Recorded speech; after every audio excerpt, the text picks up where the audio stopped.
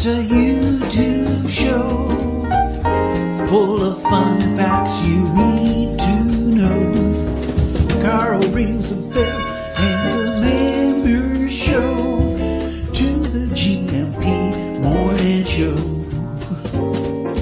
Featured guests will come and they will blow your mind. The audience will do so in kind. The little vanity mixed with some insanity on the morning show with GMP.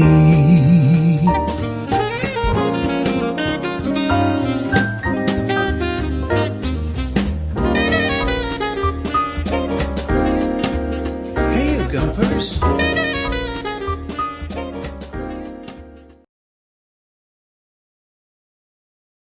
No. Hola, bon dia, alegria. Munson here from expatsportugal.com with the Good Morning Portugal show, live stream and podcast. How are you today?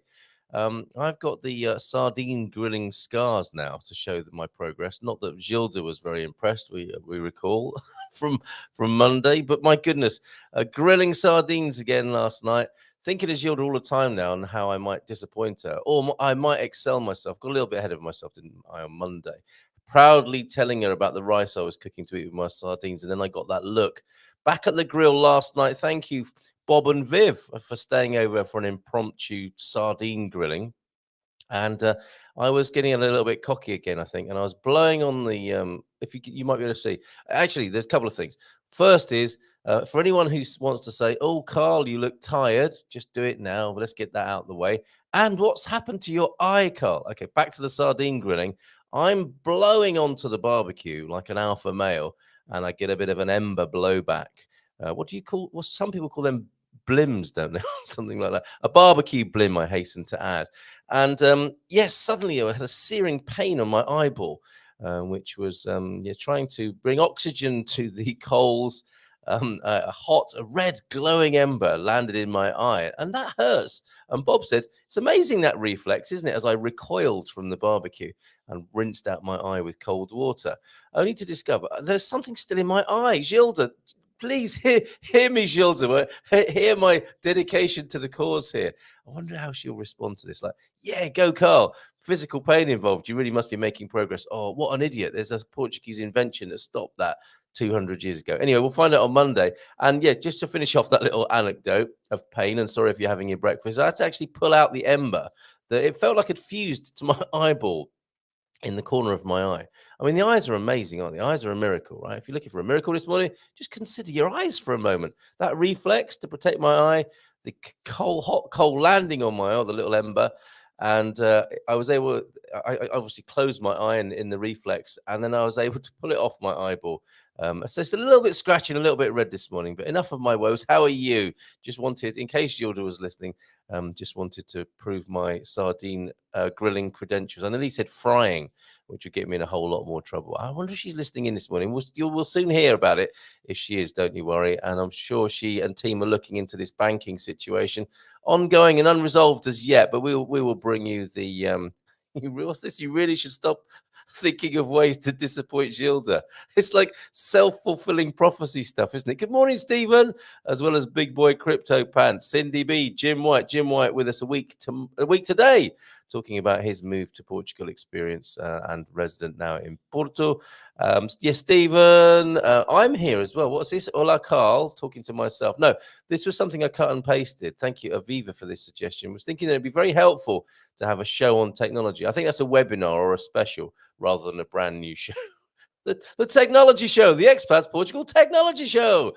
More specific. Yeah, maybe we could do something like that, couldn't we?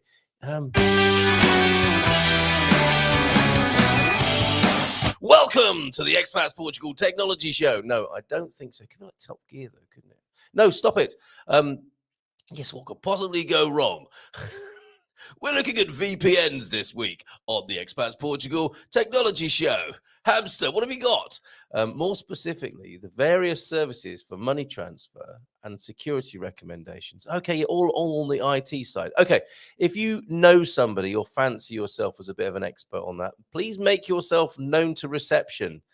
please pick up the phone in reception now. And 913, no, don't ring me now. Send me a message, carl@expatsportugal.com, and maybe we can talk about VPNs, whatever they are. I've never used a VPN, I have to say, and I'm sure people are tutting as they watch now. Never used a VPN. Why would you expose yourself, Carl? I do it every morning. I'm used to it now. But yes, somebody who could rise to that occasion, and who doesn't like rising to the occasion first thing in the morning, let me know. And I think that's a great idea. So thank you, Aviva, for that suggestion. Baddies in, Baldylocks, significant day for Baldylocks. Thunderduck, oh man, virtual producer, top producer. He wasn't anyway virtual yesterday. There at the meetup.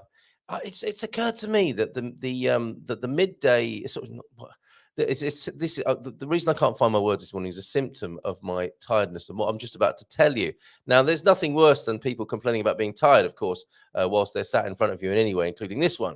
However, what I've discovered is the meetup, and I'm sure our viral spread of meetups, Expats Portugal meetups around the country, are like a midweek weekend. It was so much like hanging out at the weekend yesterday. Lovely afternoon, 1 till 3. Nelson from Palmera got involved and was there talking on the live stream. We did a live stream. T-Duck set it all up so that we could live stream from a battery pack with a solar panel. We have truly got an off-grid outside broadcast unit, and there we were on the deck, the now world famous deck of the Palmera restaurant in San Martino de Porto. Bob and Viv were there. Bob joined us, and of course, he's known to Vitor, who's joining us this morning.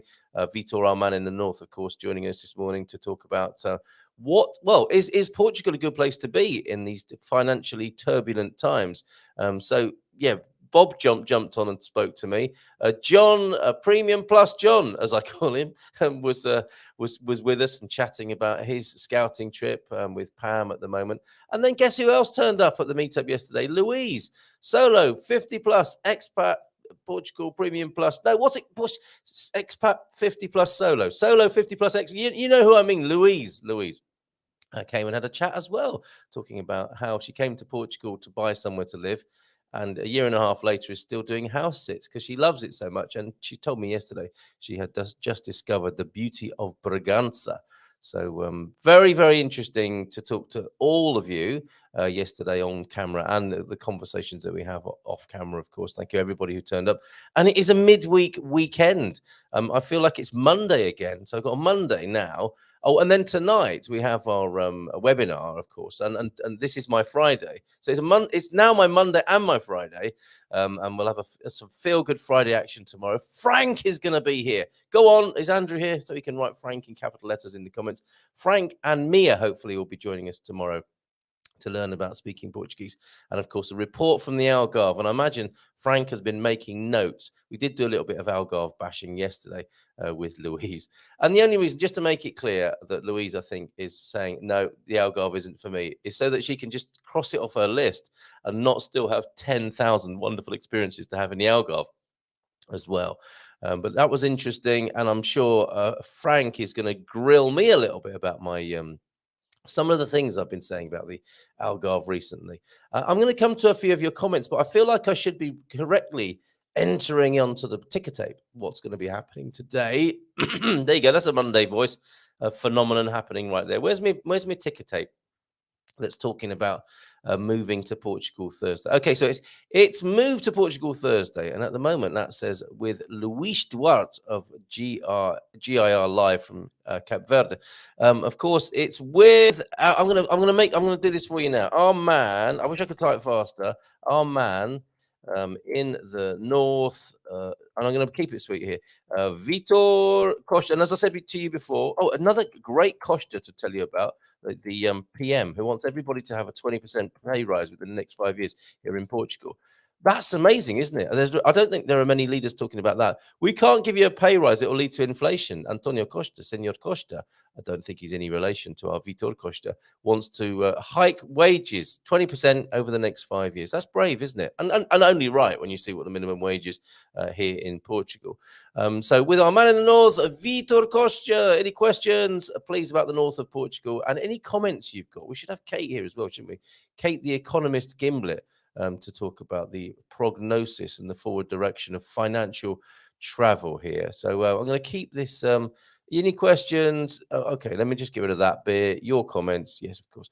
Let's do it that way, and we'll have that ticker taping across. So you don't forget that we have our man in the North, Vitor Costa, joining us just after or just around 9 o'clock. Let me see if that works for you. If I've done any typos in there, do let me know. We've moved to Portugal Thursday with our man in the North, Vitor Costa. There we go.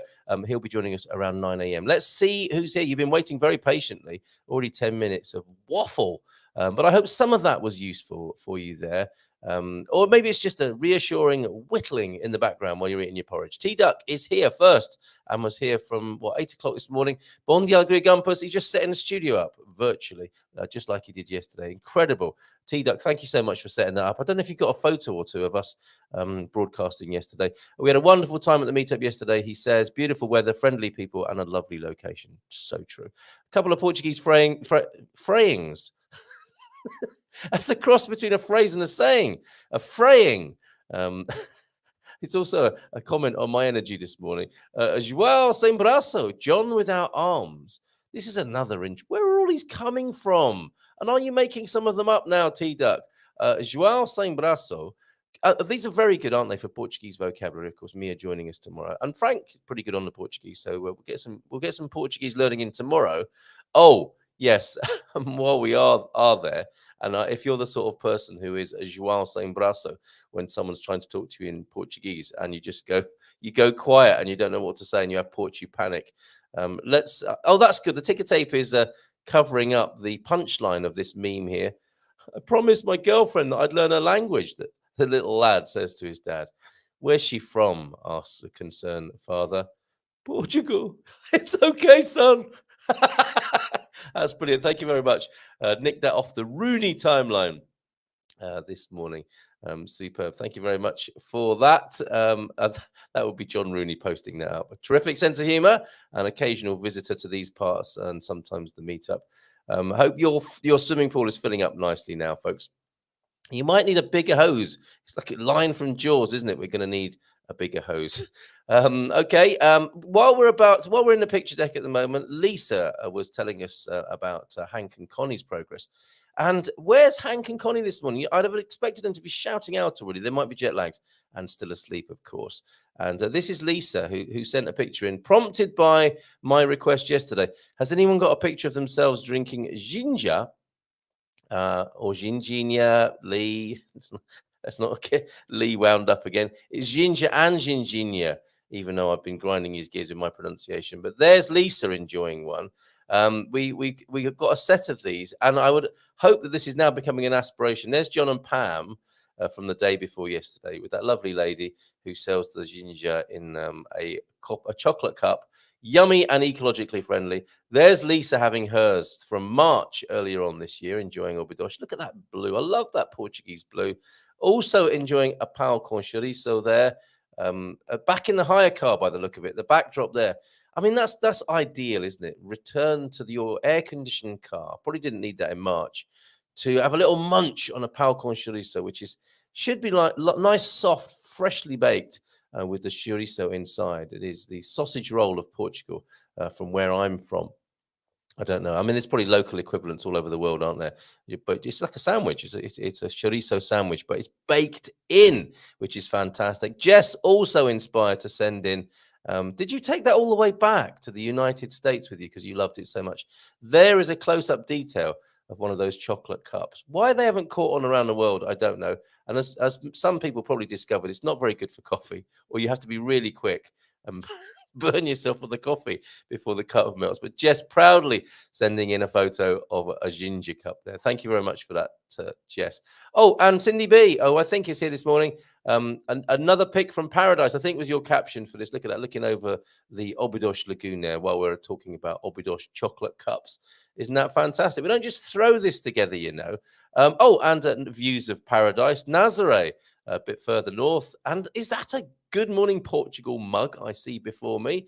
Not the gold edition, your standard edition, but there's nothing standard about it. And it looks as though we're back into the business of here's my Good Morning Portugal mug. Suze, you started that earlier this week, I think. And there's John's overlooking from the accommodation in Nazaré, looking over the bay there from the north point of Nazaré with a Good Morning Portugal mug. Good shot there. Good shot there. Not a chocolate cup, a ceramic one from the stores, from the merch section of expatsportugal.com. There you go. Beautiful. Oh, should we stay with a few more pictures, a few more inspiring pictures of Portugal? Because once we get talking to Vitor at 9, there'll be no chance of of remembering certain things. There's another view of Montchique for you and the sea in the distance, up in the hills of the Algarve. The hills of the Algarve, yes. You might think of it as flat and beachy and touristy. Not at all. Look at this. Look at this. I saw the most amazing, I think it was called an oil beetle when we went up to this sort of elevation there. I've got a video of that from way back. And I want to bring some of these throwback videos on that I was making when I was early in Portugal. That was one of them, the oil beetle that we saw up in the hills here. And that's a beautiful view from Victoria. And we can bring it to life. For those of you who liked a little bit of wake me up before you go. And if you're thinking, yes, that's gonna lose him his or give him a copyright strike this morning. If that didn't do it, this will.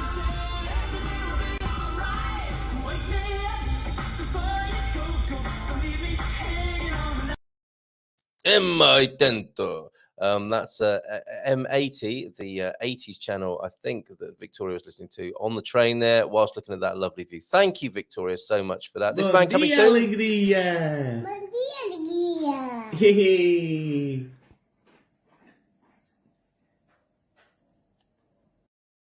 That's that's the look you get when you do a dad joke. And she's only, what, about 2 or 3 there? Amazing. Vitor Costa right there. And, his daughter, his one lovely daughter. And I saw another Good Morning Portugal mug in the shop there. Fantastic. Okay, back to your comments. Back to the chat. I tried, but security wanted me to drink it. Of course they did. We'll be taking those scissors, those nail clippers, and that toothpaste, sir. And if you want your chocolate cup, you should eat it now. What's this? It's a Tricky Big Boy. It is Tricky Big Boy. Oh, this is Pete talking to Tricky Big Boy. You aren't full prepper like me. To be honest, we are pretty self-sustainable now. Know what you mean, I suppose, buying tangible assets. There's an answer to a question we haven't read out yet. And Owen's here with a back report, a back health report from everybody. Maybe the God Score tip of the day is something to do with load bearing. But let's go back. Let's go back to João Sem Braço. Don't know what I was about to say there. And the Dirsch Noses. God's nose is that? Oh no, nuts. Nariz nose, isn't it? Nose is nuts.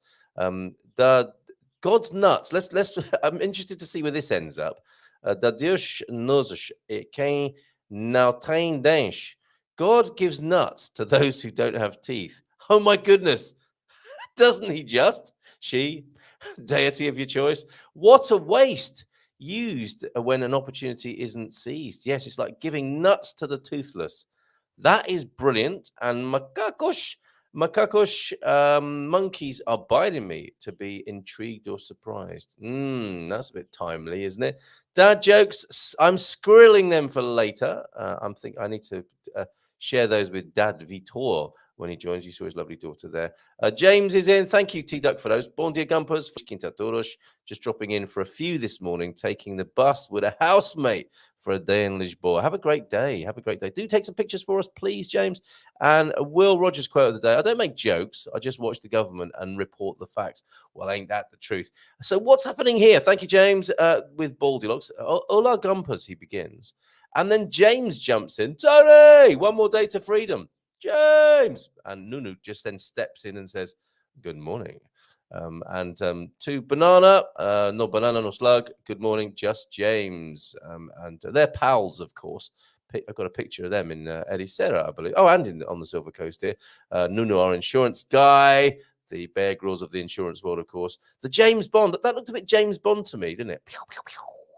Ba-da-ba, da-da-da, down, down, down, down.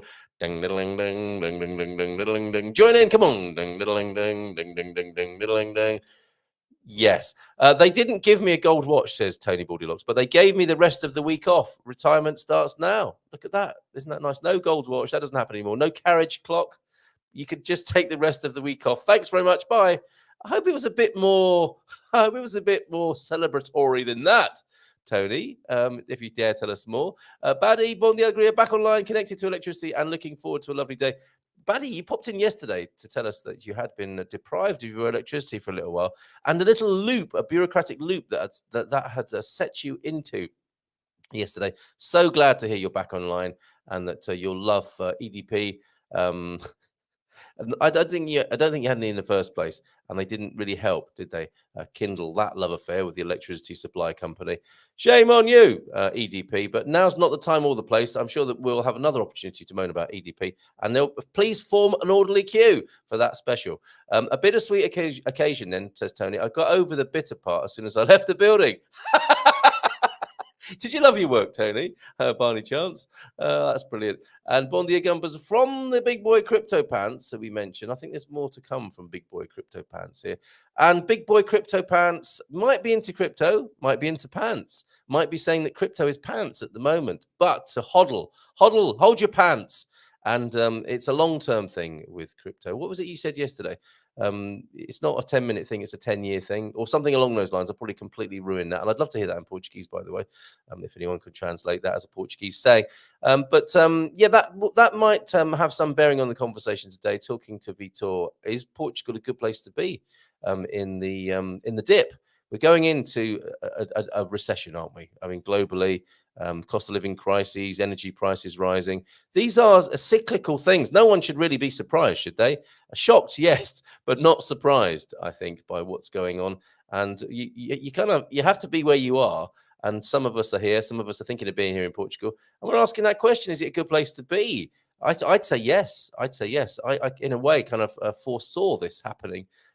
These cycles and this situation for the world, and thought Portugal might be a good place, and I still think that is the case.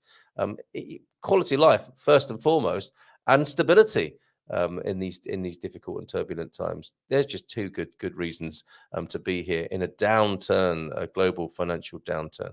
Parabéns then from Just James to Baldylocks. Your new life starts now. I am so happy for you. Look at that. Yeah, I was sharing with the Premium Plus folks. I'm doing a little postcard to them every week now with a few pithy and pertinent things on it.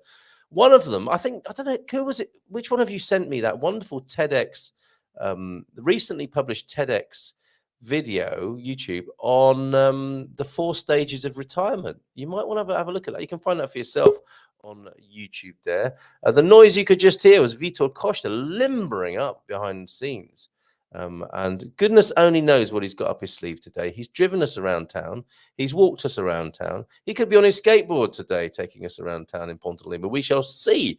We'll see what he's got in store for us in just 7 minutes from now. Bon dia from Stephen. Sam Nazare, where you been? You might be a hodler. I think I've got you down as a hodler. I don't know if that's true, Sam Nazare. Smash the like button, guys and girls there. Gary in as well. Thank you for that, Big Boy Crypto Pants.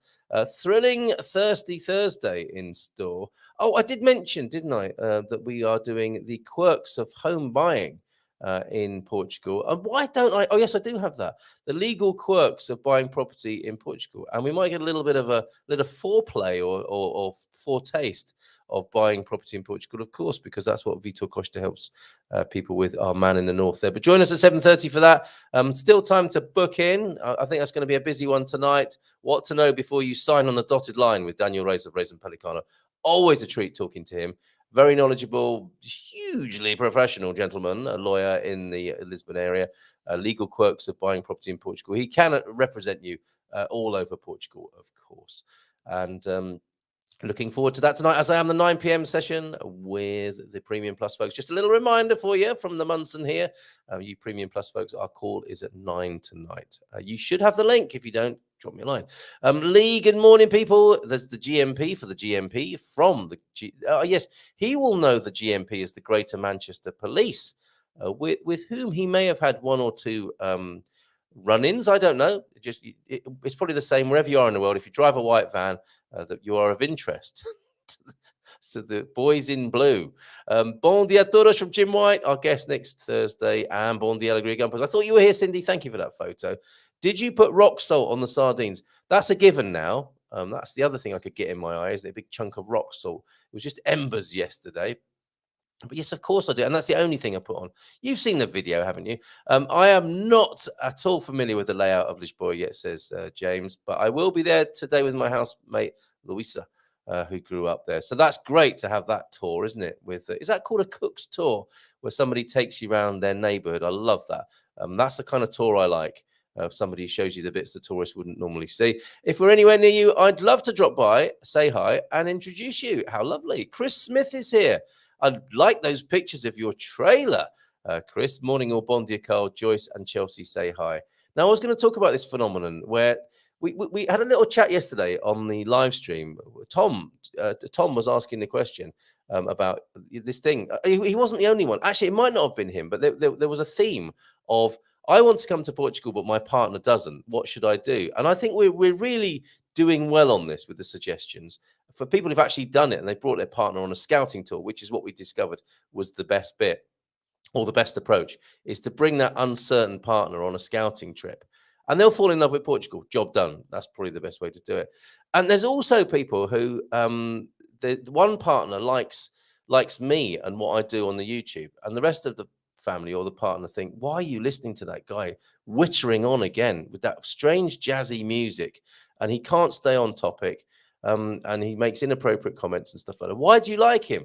It's the same thing, but you can't really do a scouting trip. Well, you can, I suppose you can bring them in, but shout out to all the people who are listening privately. And I think Chris used to be in this situation where he faced humiliation and those looks of like, what are you doing?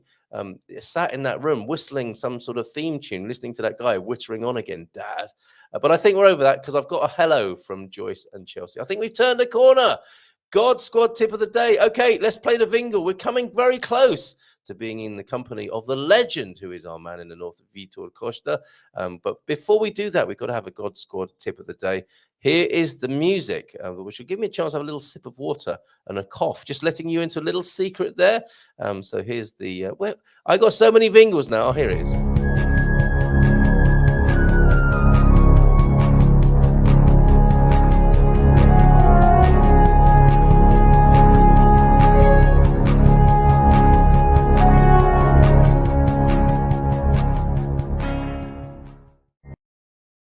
Oh, the big chord. It might have been the missing chord there at the end. Great big Vangelis style chord. God Squad tip of the day. While it won't affect your general health, don't forget to exercise your hands to maintain their strength. And avoid the carpal tunnel and the OCD sort of thing. Simple work. Gripping a tennis ball will regain what's been lost. And who doesn't like to grip a tennis ball first thing in the morning? Thank you very much. God Squad tip of the day for the Bon Vivers. Growing Old Disgracefully there with Coach Turner. Thank you for those. And thank you for your excellent service to this community, Coach Turner. Hola, bon dia, Carl and Gumpers from Rishab. And Nuno, if you're anywhere. Oh, we've already done that one. Maybe he's so keen he's posted that twice. Big Boy Crypto Pan, same here. I think there's a bit of a dippity dip to go yet. I've missed a comment there. He's talking about rock salt on sardines, but I can't see where he's talking about the future of crypto. Please reassert, and we'll have that conversation, I'm sure, with Vitor Costa, who not only understands a thing or two about crypto, but he's into those NFTs, EFTs, ESP, all of those sorts of things. So we'll find out more about those in case you don't know what they are. Pete saying, not lost enough money yet? Oh, Pete, don't be like that. Sure, most altcoins will reach zero in 6 months. Are you going to buy then? Oh, good question. All right. And have you bought any of the new altcoins? Tramid's Schemo yet? Apparently it's on sale. Is that a joke? Or because the crypto community is quite good at making self referential jokes like that. There could well be an altcoin called Pyramid Scheme. But, you know, if we're talking about financial recession, we can. And I think Paul, when I spoke to Paul Carrera, Fiduciary Wealth Management, did concede somewhat to me that the financial system we have is a fiat system, a pyramid scheme as well. So let's not look down too much on cryptos. And the promise and the dream of the blockchain is an important one, I have to say. A massive thank you to Matty. A healthy move, Portugal, for my treatment yesterday. On a scale of 1 to 10, 10 being the most painful, I'm feeling 5 this morning. Well, hopefully you are at, not hopefully, but I hope it's gone down rather than up. Well, let's hear more about that. Exercises to do this morning. Over. Okay, we'll take it easy. Lots of love and healing vibes to you, Owen. It is now 9 o'clock. He hasn't got his own Vingle, but he does have a cup of coffee in hand and he's ready to join us on the screen. Our man in the north, Vitor Costa. Look at that. I think I've got a background. Good morning, sir. I'm not wearing any pants. Oh, No, I'm kidding. I'm kidding. No, don't stand. Oh, you okay? You are. Don't stand up. Bom dia. Bom dia, Alegria. How are you, my friend? Tudo bem? That's none of your business, and it's classified. But I'm okay, thank you. How are you? It's everyone's business how I am. A little bit tired after my midweek weekend, which is the meetup. Hope to see you there one day. Hope that there'll be a Ponte Lima meetup. For sure. We have to organize all of that. But since Bob and Viv's video, we have been swamped, which is a great problem to have, right? Isn't it just? Yes, and they're becoming local celebrities. Well, I talked to him about it. If anyone wants to watch the live stream that we did yesterday, the outside broadcast, I talked to Bob about this, and that video that you made with them, very beautifully done, 35,000 views all over the world. And when they walk about in Ponte Lima now, it's like, hey, you're that couple, aren't you, who are on YouTube? Tell us more about it. What is it that's taking it to 35K in what, a month or something like that? Yeah. In fact, that video alone was enough to get the channel approved for monetization, which I just did while waiting to come on the show. Yeah, all right, show off. So but yeah, like I've been in YouTube communities for years now. Yes. I had like an over 10-year-old gaming channel and whatever. Yes. And I've been around people trying to do something on YouTube, right? Usually it takes years and years and years to get to 1,000 subscribers, which is one of the requirements for monetization, right? And you also need 4,000 watch hours. Yeah. And, there's always this grind and people just keep posting and so on. But it was this video that made me realize that the real secret to be successful in anything is I'm listening. To go overboard in serving people. Yeah. Right. And most people, when they start a YouTube channel, for example, they are more interested in serving themselves. Right. Yes. So, okay, I want to get monetized. I want to get subs. I want to get views. And as such, people get that more easily than they get value out of it, because then they just churn out content because, hey, if I keep uploading, then I'll get people to watch and subscribe, which to an extent is true. But since we applied so much to really do something great and, explain about Portugal, talk about Portugal, it just very quickly took off. And then at the beginning, we had like 80% or something from the traffic coming from outside of YouTube. Yes. Right? Because people were sharing, we shared in some groups, people were loving it, they were watching it, they were sharing it. And then YouTube was like, hey, you know what? This is a great video. Let's recommend it to other people. And then all of a sudden, most of the views were coming from YouTube recommendations. That must have been lovely to see in front of your very eyes. So congratulations on that. A win-win all round. Great information. Great for Ponte Lima in the north of Portugal. Great for you, which I'm very pleased to see. And lovely to see the wonderful Bob and Viv. Delighted. Yes, it's a pretty close-knit community. I grilled sardines for them last night. So there's showbiz tour of Portugal. The meetup yesterday. And it was my pleasure to give them sardines for the first time. Maybe a shame that an expat cooked them. They maybe should have been done super professionally. But I think it did a fairly good job. I've got quite a good teacher, as some people might know. Looked like it. Okay, that's good to know. That's good to know. I saw the pics, so yeah. They just seem like a very nice sardines. They're probably a bit bigger than what I sometimes am used to. Feedback. Okay, well, is that a good or a bad thing? Should they have been smaller? Hashtag size doesn't matter. No, it's fine. It's fine. All right. Sorry, I'm just a little bit self-conscious about my sardine style. But let's move on from that sensitive subject. Oh, small size note, since you were talking about health stuff, I don't really know what that's all about yet, but I will say this, which is interesting. What do you mean you don't know what that's about yet? Well, young and vigorous. You're not concerned with these aging Oh, sure, sure. health issues. Yeah. But when you said that, it reminded me of a. I didn't turn on the light. It reminded me of one time I saw like a speaking from Chris Voss. He was the FBI lead hostage negotiation for decades, Oh and he yeah. now has a company that talks about negotiation and how the brain works and all of these things. Oh. And he one time mentioned that he has this, personal project, which is, I think he called it something like Mission 111, where he wants to live until he's 111 years old. Oh And really? what he says you should do is you should always constantly create new neuron synapses. And the way he Yes. does that, he does things that the brain is not used to, like brushing your teeth with the opposite hand. And he says that initially he had to just move the head instead of the hand, right? But doing things like that you're not used to, it's hard on the brain, but Yes. it will create new connections and keep you younger and more vitality in the brain. Totally get it. And yes, you can use habit to help yourself or harm yourself, can't you? And neural pathways. It's all about the neural pathways. It would be. Thank you for that. I wasn't expecting that this morning. Sounds like the sort of ex-CIA person who is going to the shops, but doesn't say I'm going to the shops. I'm going on consumer mission 27. The briefing.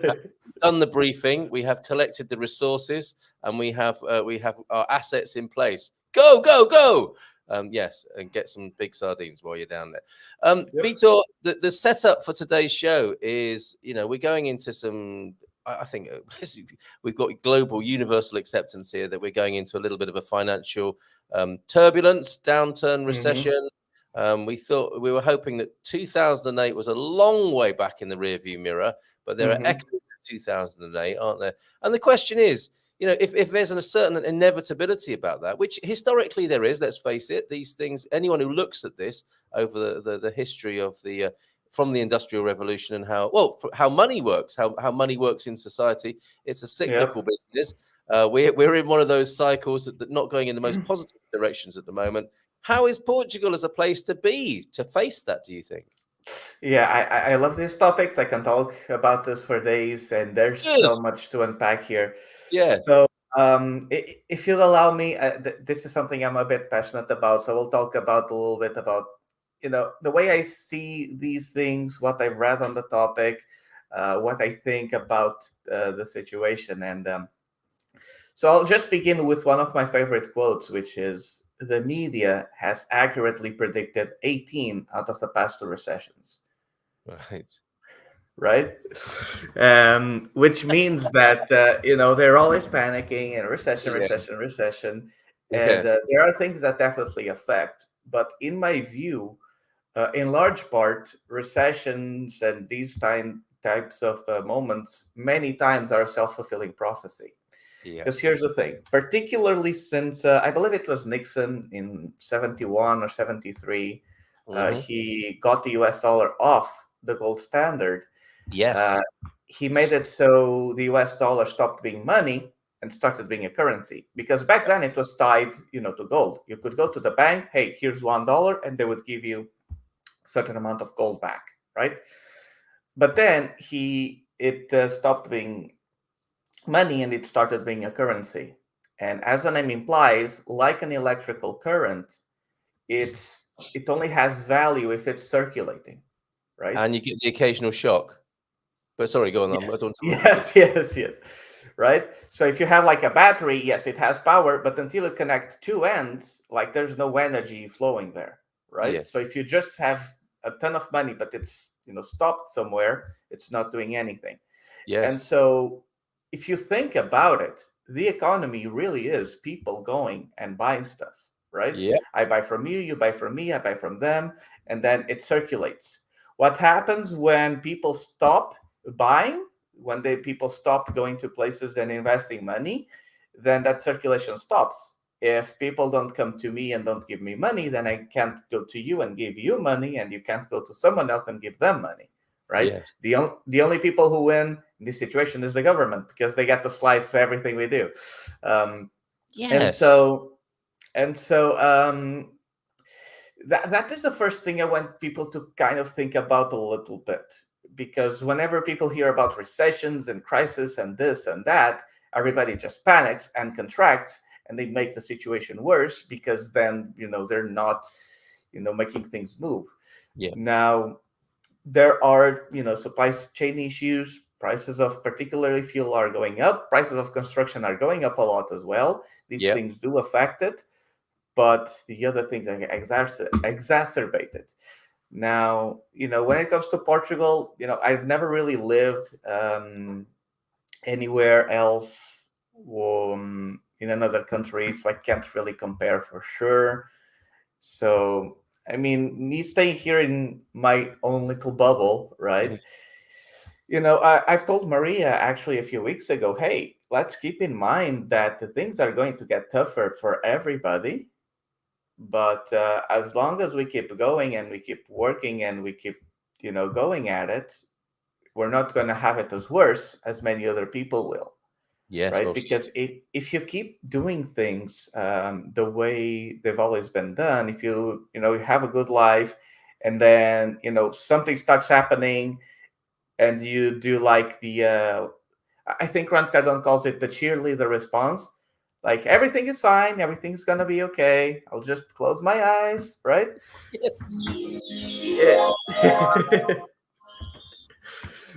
Yeah. Sooner or later, something is gonna happen. But when there is a crisis, you do have to adapt, which is kind of like a little bit what this book talks about. The market's going up and down, but yeah. now we have the recession coming. So, by my gut is this, and what I feel like might apply more to your audience, right? Um, when it comes to like buying a home here in Portugal, I really don't know what's going to happen. And again, prices are going higher, Yeah. but I really feel like we're at the peak of a seller's market where there's very little supply and very high demand. But Yes. interest rates are going up, construction materials are going up. I feel like probably prices are going to start coming down, because a Mm. person that would be able to buy a property for 200,000 with a mortgage, now they'll need to buy a lower property to have the same monthly payment, right? Yes. Because that is one thing not everybody thinks about until they're aware of this. When you're buying a property with a mortgage, the final price doesn't matter as much as the rates you're getting, because you can get Yes. like a home that's $50,000 cheaper, because if the interest is a few points higher, then you will pay a lot more per month, even if the home is a lot cheaper. Yes. Yeah. So I feel like cash buyers, people who want to buy the property, cash up front and not get a mortgage, Hmm. are likely going to be in a good situation in a few years, Yes. in a few months. Yes. I don't know. Prices can keep going higher. Like Yes. right now, the way the world is going, it wouldn't surprise me in the least if all of my predictions are going at 180 degrees on the other side. But that's what my gut is telling me. Interesting. Okay, and there are other factors that we would hope would change in Portugal, as in the amount of empty property that could come onto the Hmm. market. It does. I don't know if it's a uniquely Portuguese thing, but it's certainly a shock to a lot of incomers that there's so much. Well, there's so little inventory, yet so many Hmm. empty or houses that look like they could be sold. Could you give us the background on that to people who are new to this situation? Why is that the case? And what could be? Will anything ever be done about it? Yeah, it feels like it might be a cultural issue, honestly, because people here, they get much more attached to things. And many, particularly in the more rural areas, many of the properties are like inheritance from the parents or the grandparents or something like that. Hmm. And first of all, there's several heirs to that property, and maybe most of them, they moved on to the big cities, or Porto or Lisbon or Braga or somewhere. And so, on the one hand, maybe they don't want to sell because it's their parents' home. On the Yeah. other hand, if they do think about selling, they're going to ask such high prices because of the sentimental value that it never really gets off the market. And, then the part of the real estate agents, the vast majority here, they're more interested in just getting a contract signed than actually selling the properties. And so you have the cultural side on the owners that are a bit unrealistic, and they have all kinds of these weird requirements. And it's like they don't really want to sell, but they'll put it up for sale with unreasonable terms or prices that most people wouldn't agree with. And then the real estate agents, many of them don't really have training. They just care about their commission. And so they just accept whatever terms the owner throws at them. And so it stays on the market forever. Like over 60% of properties sold here in Portugal are for sale by owner. And last I checked here around Ponte de Lima, like the average time on the market is about 8 or 9 months. And what I mean by on the market, I don't mean it sells. I mean it gets off the market.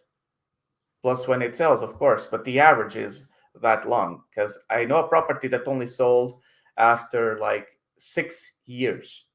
It's very close to where I live. Yes. Five bedroom, 2 floors. It was an old lady that she was living there alone, right? She had kids, but they weren't living with her. And she wanted to sell because her knees were not the best anymore, right? And so she wanted to sell it so she could move in with her daughter. The issue was that her son would not allow her to sell for any less than 165,000. Right. And Putting so a proper spanner in her works there. Yes. yeah, and so she's a really nice lady. I've been there, but the brother had that her son had that thing, and so it stayed 6 years on the market with several agencies, sometimes many at the same time, right? And then it finally sold. But now 6 years later, selling for 100 and they actually increased the price a little bit, selling for 167,500. It's worth a lot less than if she had sold it 6 years ago for like 150 or maybe less. Yes. The inflation. Yes. And that was just because of that, the son saying we're not selling until it's got to this price. And that is these are the cultural things. I think the cultural reference you're making. That's how it works here. Yes. So on the one hand, you have somebody driving in, let's say like we did. We drove from the UK, got the ferry, came into Spain, drove in through the north of Portugal. And we think it's going to be easy to find a house here. There are so many. Look, there's a house there and a house there and another house there. And that's a doer-upper. And that's quite a nice one. Doesn't look like anyone lives there. This is going to be easy. And then underneath the surface of that is the situation you described. 60% are own homeowner sales by the sound of it. And when I talked to Wiley about this, in a different cultures that people would be used to and are coming from, if the real estate, if the owner hasn't had a nibble on the price, the realtor, the estate agent would say to the person, look, we need to do something here. We need to drop the price a little bit maybe, and it might go up once we've got some interest. But if you've got a culture where people say we're only selling at 150, we're only selling at 200, and that's that. The realtor can't really do much about that, can they? I mean, they can if they know how to negotiate. But here's what usually happens. So to keep the numbers round, let's say a property is worth 100,000. Agent goes there, hey, do you want to sell your home? I'll only sell it for 150. Okay, you want 150? So instead of talking to the person, right, and doing their work as they should, they just accept it because they just want to sign a contract, because having something on the internet is better than nothing. So, okay, you want 150? Now we add plus 5% plus tax for our commission. So that's like 162 or something. Let's make it maybe 190,000 or 200, just in case somebody wants to offer that, or so that we start negotiating higher. Yes. And so property just stay on the market like super overpriced because, I'm not sure if I mentioned this on the show yet, but here in Portugal, if you want to be a real estate agent, you just knock at an agency's door and go, hey, I'd like to sell homes. Perfect. Sign right here. Right? Yeah. And you've been living here for a while. You know that in large part, many of Portuguese people, the cultural thing is that foreigners are all rich and gigabillionaires, and they all have Yes. tons of money, Oh, and they're yes. coming here and they're buying 100,000 properties for 500,000 just because they can. Well, I'm just about to light a cigar with a 20-euro note, but I can't find it on the desk. Exactly. Anyway, yes, go on. And so if you add that with the general scarcity that, oh my God, here in Portugal, we're all victims and there's not enough money and we're all poor, with this perception that being a real estate agent is just taking a few pictures with your cell phone, putting it up on the internet. And then if you want to pick up a phone call that they sent you, then somebody will magically tell you they want to give you the asking price and boom, 5,000 euros in your bank account. And there's no barrier of entry.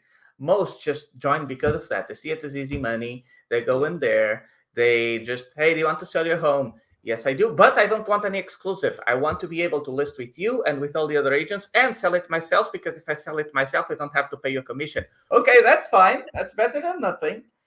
And so they just talk to people. Do you want to sell your home? Yes. How much do you want? This much. Okay, sign right here. Perfect. It's on my website. If you sell it, it's yours. If I sell it, it's fine. Okay, thank you very much. Goes to the next one. Does the same thing. And so then the strategy becomes, okay, I have 10 listings, right? I'm not really going to work any of them because at any moment another agent may sell it, and so I won't earn anything. So I won't invest in quality pictures.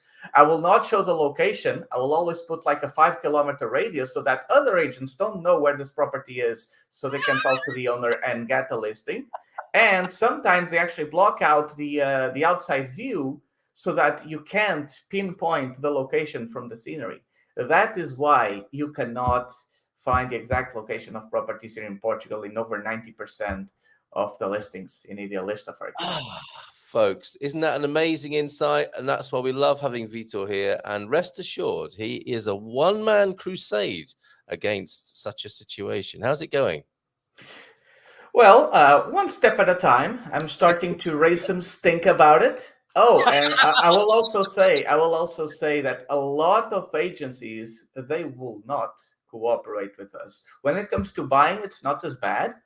Yes. For example, when I had a case where I met an expat couple here in Ponte de Lima, they wanted to buy. I called one of those local agencies that you see around the world.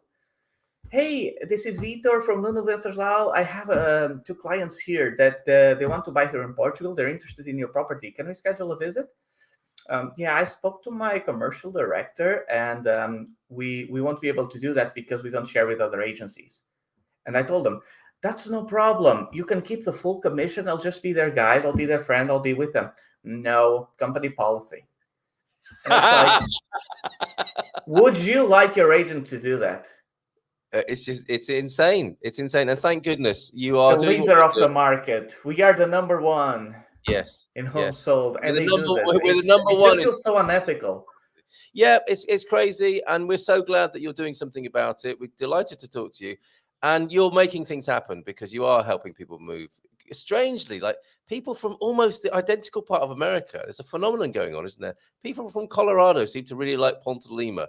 Oh, I know, right? And you're helping them. You're Yes. So despite all of what you've just described, you are helping them and you're making it work. So good on you, and keep on keeping on. Forza, Vitor Costa, with your efforts to change real estate. One step at a time. All right, let's take some questions. Yes, Go on, yes, mate. yes. Go ahead. Good morning from Saudi Arabia this morning. Got any cheap oil? Oh. We're looking for some. I know you do. Over there, Fatin is here with us this morning. Fatin W. I actually had lunch yesterday with 2 clients I helped move to Braga from Saudi Arabia. They're originally from Canada. Check you out. I mean, I think originally they're from the Philippines, but they were living in Canada and then working in Saudi Arabia, so now they're here. And they brought me maple syrup.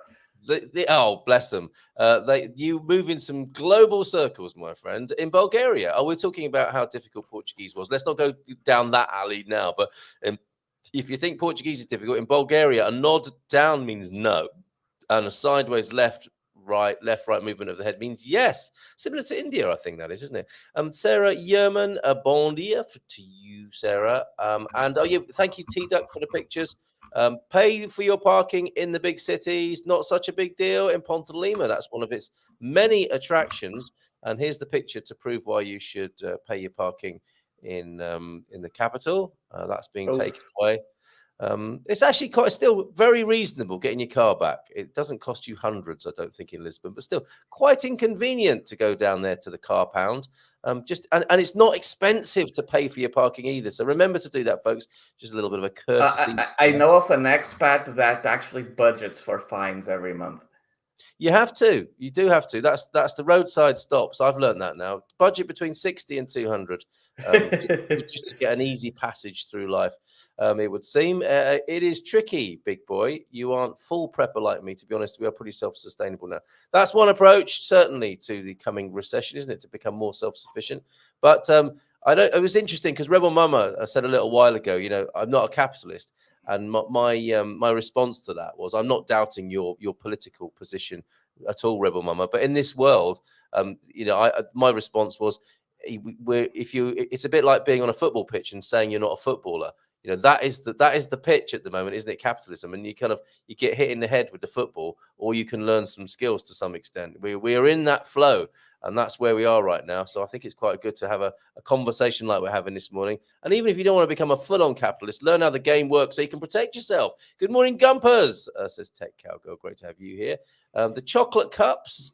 We think the Obidos chocolate cup that has a ginger liqueur in it is a great idea, Vitor. Cold brew of coffee will work in that chocolate cup. So there you can have a mocha, a cold iced coffee mocha there. And Jess tried to get his cup back to the US, but security made him drink it. Just getting over the awful man flu. All the men here send you our fullest of sympathies, Peter, at the moment. But poor Diane has caught much less lethal woman flu. So roles will soon be reversed. And you'll be saying, yeah, I know just what it's like. Mine was much worse than yours, Diane. Here's some chicken soup. I hope you're doing that, Pete. Lots of love to Diane. Oh my God, that reminds me of a meme I saw the other day. It's like it was an image of women during childbirth, and she was like screaming, and then on the bottom there was a very serious muscular man, and it was like man with a stomach ache, and then in parentheses, it's 1,000 times worse, but he's hiding the pain. And look at this. Big boy Crypto Pants dares to send this in. Man flu is definitely worse than giving birth. You deserve each and every bit of heat that you're going to get from the women who've given birth who are watching this morning. You're on your own, mate. You're on your own, son, with that, quite frankly. Don't do that. Antonio. Let me throw some fuel on the fire. Okay, brilliant. Well done. Bon dia todos from Antonio F, who's here this morning as well. Jean's in. Hola todos. Oh, I found it. Good man. You can share from that side, can't you, as well? I found it. So technically able as you are. Victoria is in, and congratulations to. Have you sent me that and said, okay, I'll pop that on in a little while. I sent two. Oh, good on you. Just so that I get a little bit of heat. Okay, good. You can't help it, can you? I can. Stirring things up this morning. Okay, I'm saving the first. Oh, I see what you're doing there. Yes. Okay. Oh no. Okay. Oh, seriously, Vitor and Big Boy Crypto Packs, both of you are on your own with this. The conversation is dwelling and going into crypto. And I'm sure you'll have something to say about that at this time in fiscal history. Hoddle, hold on for dear life. And Carl, answer to your question. If you're not in it for 10 years, you won't be in it for 10 minutes. Good strategy there. What's your view at the moment? I love Vitor's enthusiasm and sarcasm from a 2-year-old. It's a rare and beautiful thing. I think that was the video of your daughter possibly there that we showed where she's looking at you. I love that video. But yes, crypto. Do you have it down as a legacy for your daughter, for example? Are you in for the long term, or are you not touching it with a barge pole, as we say in the UK? Honestly, I haven't had enough time to research it as much as I should, but I do have some assets. And the way I see it is this: like, things will fluctuate. They will go up and down. Everything is down. The market is down. The stock market is down. You really can't predict everything. What I do know is that usually the best thing to do is the opposite of what most people are doing. Right now, everybody's panicking. Ooh, okay. Right now, it's very counterintuitive, but right now everybody's panicking. Right now, everybody is selling. Right now, everybody's worried about the recession. They're saving up their money. They're conserving. They're retreating. But like, if you really, trust and understand, because eventually things will recover. Now is the best time to buy things. If you like stocks, research good companies that you trust, and then invest in that. If you understand crypto, invest in crypto. If you don't understand them, like if you don't know anything about crypto, if you don't know how the technology works, and I tell you Bitcoin is going to be 100 times what it's worth now in like 5 years, don't buy it, right? I mean, if you have 5 million setting aside and you want to try throwing 5,000 at it just because as you would, hey, I'll just put a coin in the slot machine and just see if I have luck or not, but you're expecting to lose it, that's fine. So when it comes to investing, I always advise, don't invest anything that you're not willing to lose 100%, and don't invest in anything that you don't understand. Right, very good. That's great. We're not giving financial advice this morning. We're talking opinions. That's the advice I think Vitor. Exactly. We don't want to be held liable. No, and that would be your professional relationship with the people you advise. But I think it's a great conversation to be having, and that is a great opinion and approach in my view. But I would like to say one thing. Bon dia, Pips. I would like to say one thing. When we were talking about that capitalism thing, I learned the skills. So the more I research into these things, the slightly more concerned I get, because it feels like the way the world is going now, things are changing. Like what worked back then isn't working now. And for the most part, people feel more comfortable just like closing their eyes and pretending everything is okay. Yes. And moving on. So, one thing that concerns me is how everybody's plan right now is to just basically work and then wait for retirement. But as you were talking about earlier, Social Security is, the biggest Ponzi scheme that exists, because you have the people working now paying for the people who worked in the past. Yes. And the problem there is that they are losing more money than they are making. That is one of the reasons why every now and then they increase the age of retirement, because every time they increase the age of retirement, they get a few more years that they can pay you. And so, back in the industrial area, in the industrial era, that was actually a viable plan, because companies had what was called defined benefits. So you worked for a company, and then when you stopped working there, they would ensure that you and your family would be taken care of financially. But now you have defined contributions, so you only get back what you pay into the system first, and it's never going to be as much as you earn in your lifetime. And that 99% there will be inflation by that time, so you'll get even less than you did now. And so saving money also isn't a viable strategy since Nixon got the US dollar out of the gold standard. Because it's you can visualize, like if you have money just sitting in a bank account, you can visualize it just basically rotting away. Because if you have $10,000 now and you keep it, and then you keep saving and you save and you save and you save and you save, in like 10-20 years you're going to use it, and it's only going to be worth for like half or less than what it was worth today. Very interesting, because that takes us back to your analogy, doesn't it, about money being turned into currency rather than an asset. And I suppose the way to play the game now is to understand that it is a currency and it's not an asset, and it's only useful while it's moving. And if it's moving downwards, as in you're just spending it and buying things, you might get some value, but that if you buy food, the food gets eaten. But if you put it into the system as currency in a way that can find some sort of return in the future, if not straight away, that'll be the smart way of looking at it as a currency, right? That is better, yes. I mean, turbocharging. So there's a difference between spending and investing. So that's the other thing. Yeah, While I don't think saving money is a good strategy, it's definitely better than just wasting all of it, right? yes, yeah, So again, it is uncomfortable and it does take work, and it can be a headache. But my recommendation, and again, each person is their own. You have to figure out what you want your future life to be. But what I am doing is I'm always researching and looking into things, paying attention to some markets, either crypto. I'm not really into stocks too much yet. I've researched on that, but it's not really my thing. yeah, um, but I'm researching some things and learning more about it until I can find an opportunity that I know that, okay, I will likely have a low risk if I invest in this, and potentially a higher return, in 3 years, 5 years, whatever it is. So my strategy is, what income we get, we want to convert it into something that can generate us more income. yes. So we want to become money's master, not its slave.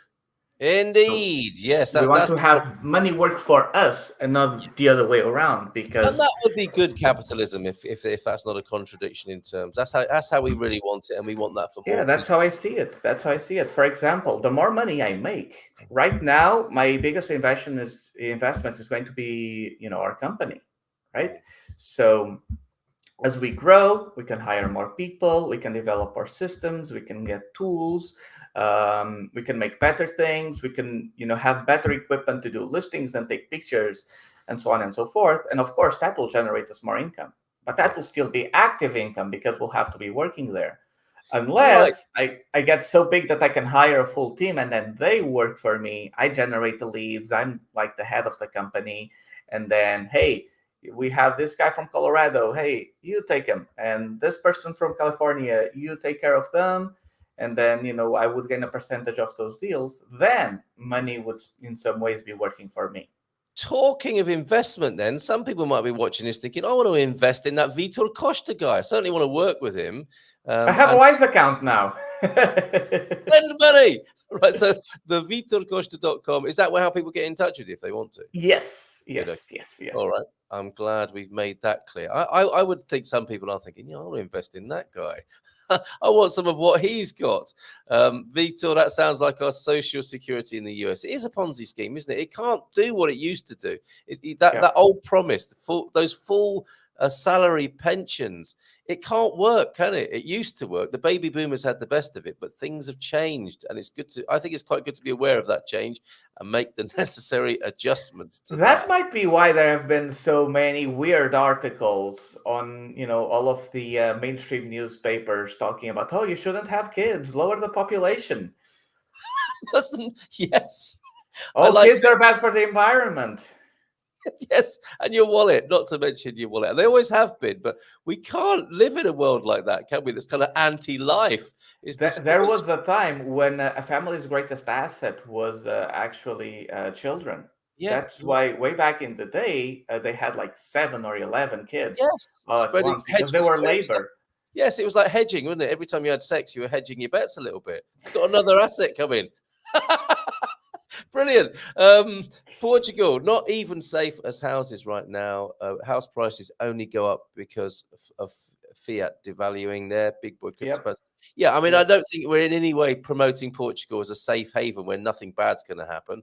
But you've got to choose where you sit, haven't you, in any situation? And I still think it's a pretty good place to be sat. I've got to say, pyramid schemes are only worth what someone behind you will pay for them. Yeah, and I Yep. suppose. And it's all about the Yep. marketing, isn't it? We have some of the biggest Ponzi pyramid schemes at work at the moment in the world, and people are prepared to keep investing in them out of habit and cultural norming, I suppose. That doesn't make them good, but I guess it gives them some value, I suppose, what you might be saying there, Pete.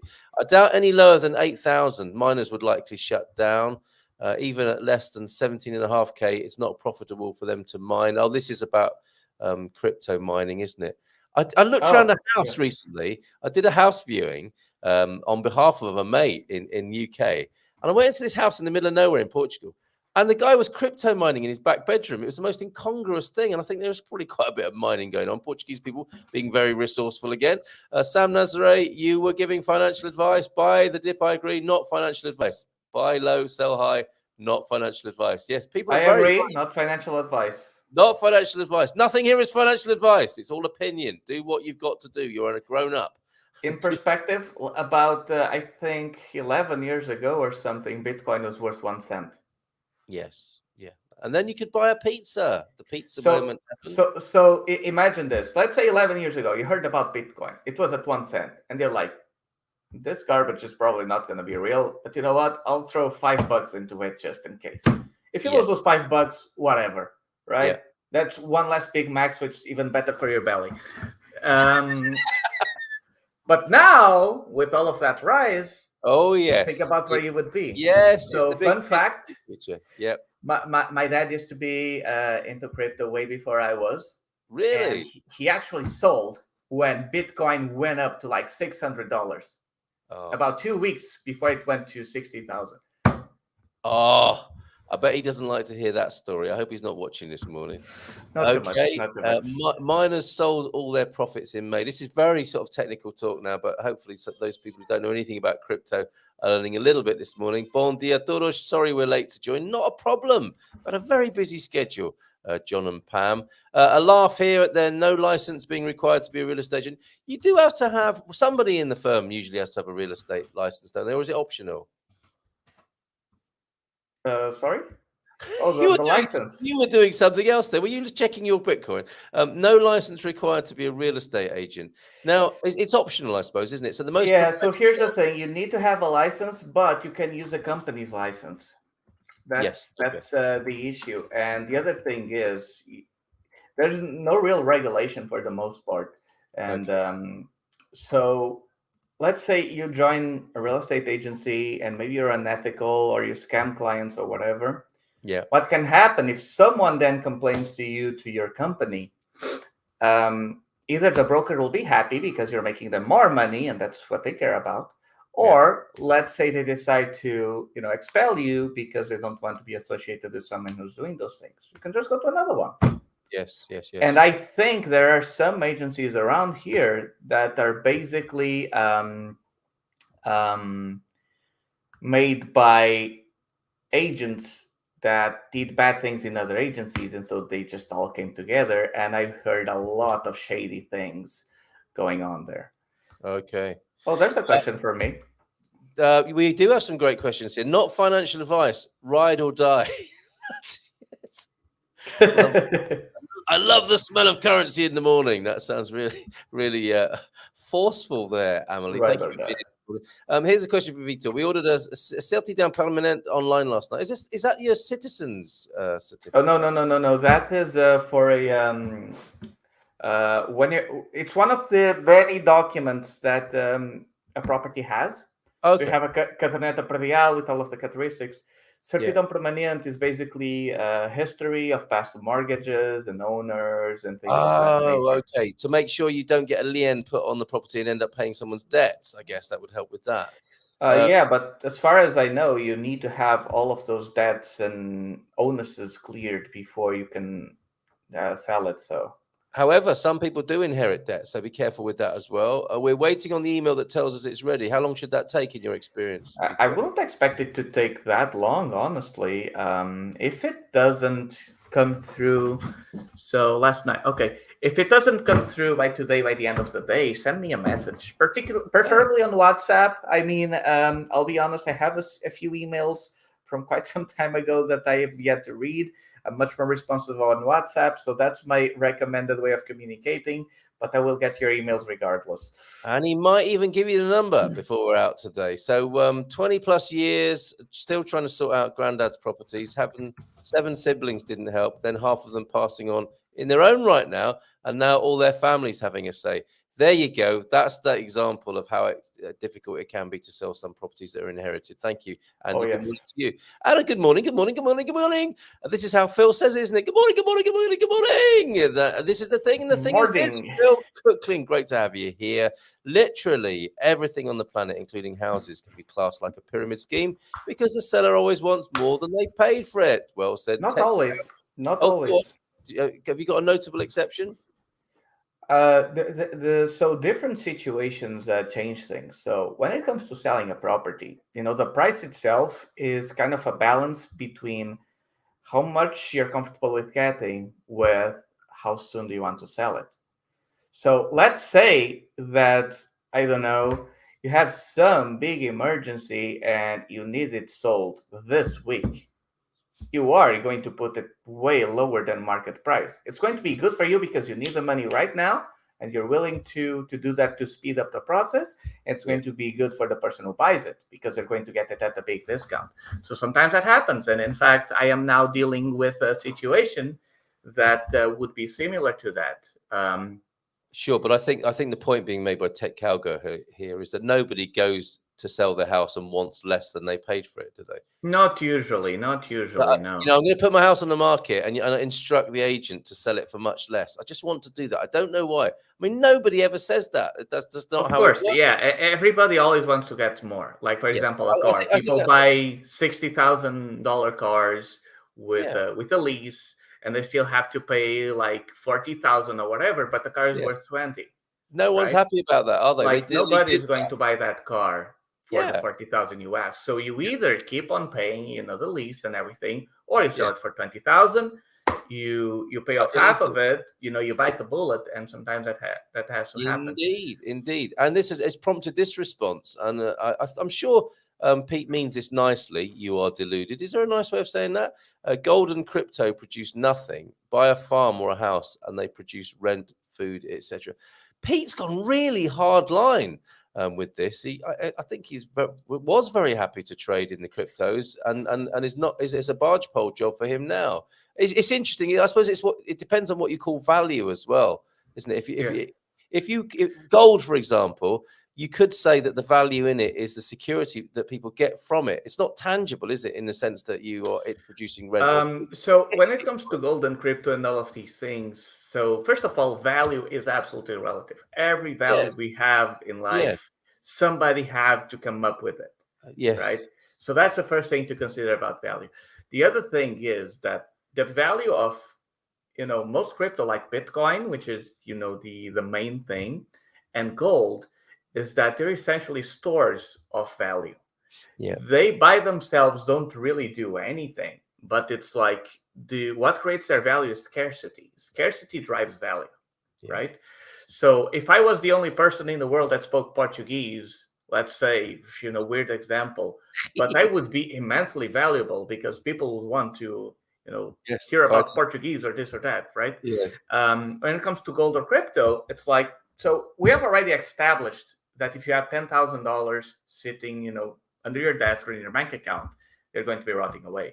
If you buy $10,000 worth of gold or chickens, it will stay right there. But it will go up in value because the currency will be going down, right? Yes. Okay. That is the purpose of gold and Bitcoin. And that's why we have like a nuanced conversation here, rather than a straight out "you are deluded" in the comments there. For example, like here on my side, there is this one NFT project, the one I was talking about, that you buy these little creatures and then they fight, and you can have several teams, and then you can get people to play with your teams, and then they generate crypto. I give them a percentage, I keep the other one. And so they're kind of working to get crypto for me because I did the initial investment. They didn't have to, they just have to invest their time. But also, a bunch of the profits I got from that, I put it up in what's called like a farm. So they are there. Right now they're worth about $55. So I'm just kind of playing around with it because I didn't have much time. And I left it there to generate. And one of these times, I did that a few months ago. Let me see what it generated. and it had made me like $7, passively, just because Yeah. it's there generating a little bit of crypto. And as this crypto goes up, it can go from $7 to like 20 or even Yeah. more. And the other 55 can go to like 200. Whereas, so here's what I usually say. If you invest in stocks, or if you invest in crypto, or if you invest, in most things, it can be risky because you never know when it's going to go up or it's going to go down. So another thing I could recommend is just save your money in your bank account, because then you are certain that it will go down. So you don't have to worry about it going up. Yeah. Yes, yes. Okay. All right. Thank you for that. I'm sure we've got questions buried in here in the crypto talk, crypto or crapto, whichever way you look at it. See you soon, Vitor, John, and Pam. There's some more Coloradense coming your way there. And I pronounced your website incorrectly. It's not the Vitor Costa. It's the Vitor Costa, which, of course, if you're the only man on earth who spoke Portuguese, that would be so true, wouldn't it? It's the you could call yourself the Portuguese guy in that situation. You seem pretty touchy, Pete, says Cowgirl. Did you lose money? You don't even know me, so don't assume I'm deluded. That's not even remotely polite. Yeah, Pete. Good morning from Malta. From Sebrum 2012. I'm sure he means it in a good way, by the way, if that's possible. Tech Calgo. Vitor is a Portuguese. Have you ever been called that before? You are officially a Portuguese now. The first time. Okay, very good. To get that car back, if it's in Lisbon, it will cost about 120, which is a lot of money. But I think you're looking at double, treble that, aren't you, in other parts of the world? Again, great value to be. That's almost what you pay in taxes per year in a house here. There you go. I just find it hard to see how someone with your title doesn't realize. Oh, okay. I'm gonna step out of your argument, you two, for the moment. We've got important conversation to have with Vitor here about the north of Portugal. If there's anything in these last 10 minutes that you want to ask about buying, renting in the north, but more generally as well, it's great to send those questions to us. Good morning, everyone. Special greetings to both of you, Carl and Vitor. Thank you very much, João F. Great to see you here, as it is with Antonio F. And what's this? Let me greet you all with a very Portuguese expression. Hola, Malta, tudo porreiro. He's not swearing or anything, is he? He's not making Porreiro. Yes, because I'm thinking... it's like Julio. Is it? Tudo porreiro. Okay. Hola, Malta. Very good, like that. It's like, hola, gente. What's up, guys? All good? Fige. Good morning, everyone. Sorry, I'm like, don't worry. Another lie-in for you, Kawaii Pandas. Okay. The best time to plant a tree is 20 years ago. The second best time is now. Go on, get up and plant a tree, Kawaii Pandas. You weren't expecting that this morning. I just bought a new video card for retail price, despite the chip shortages. What? There's lots of used cars on the market for silly high prices. What's he talking about? Oh, it's because of crypto mining. Crypto miners just bought all of the graphics cards so they could mine more crypto, and so that drove the prices up, right? Yeah. Because scarcity scarcity determines value. Yep. The more they buy it, the more scarcity there is, a higher demand, so it's worth more. There you go. Warren Buffett is good to watch if you are confused. Yes. Oh, yes. He's done pretty well for himself, hasn't he? He's a steady Eddie, for sure. He's still living in the same house he was way back in the day. And having the same breakfast every day. Yes, I heard and that he's a gigabillionaire. He drives by McDonald's every morning, doesn't he? And if he's had a normal day, he has a hamburger. And if he's made a bit of money, he treats himself with a cheeseburger. That is the sort of self-restraint you need in this business, I think. Yes. Vitor, I like your perspective. I do too. That's why we love having him on here once a month. Stock market is not down 70%. Who said that? I don't know. I don't think you did, Vitor. Vitor, you are so right. Although you may not be right about that, but I don't think it was you that said that. Vitor, only spend what you can afford when investing. That's what you said, isn't it? Sam Nazaré, a Portugal-based one or one that works in Portugal? This is getting very confusing now. I'm gonna really look out for non-crypto things. I'm moving the conversation away from crypto. I don't mind having it, but we have other questions here, like, will you marry me? Vitor, I want to marry you. He's already taken. But you can buy his services. Maybe I can adopt you. Yep. Yes, there you go. There's a solution. Very good. Very quick. I just tried from Wise and they blocked it as well. Oh, I think this is a crypto buying, and the Portuguese banks not being very happy about it. It's not as if buying cryptos should be is a crisis. Right now, as far as I understand it, I don't think Portugal is taxing crypto yet. No. So it is one reason why many people are coming here. Like my dad knew a guy that like 8 years ago or something invested about I think 20,000 in Bitcoin or something. Yes. He just declared like 5 million in profits, and because he didn't pay taxes, now he bought a bunch of real estate, and he has more crypto, of course, but yeah, And good for him is what I want to say. Give that him, yeah give him, yeah give him my best regards when you say. I'm not fawning for him, so he gives me some money. I just really like the sound of that. How that worked for him. How that yeah. Like I really like the idea of everybody becoming more successful, because that's yes, that's the other thing about money. I think most people don't realize, and I've lived yes, this way for most of my life, which is there is enough money to go around for everyone. Like yeah, Grant Cardone describes it as, imagine money as being like the ocean. And you yes, go in there and taking buckets and buckets and buckets, yes, nobody's going to notice. Now, the thing is, you need to learn how to yes, to go get it. yes, And most people, are their idea of just getting money is just having a job. And again, in the industrial revolution area, that was a viable strategy, because money was money. It was not the currency, and the company would take care of you. But yes, now it's like, if you think about it, if you're just relying on your salary, you have two options.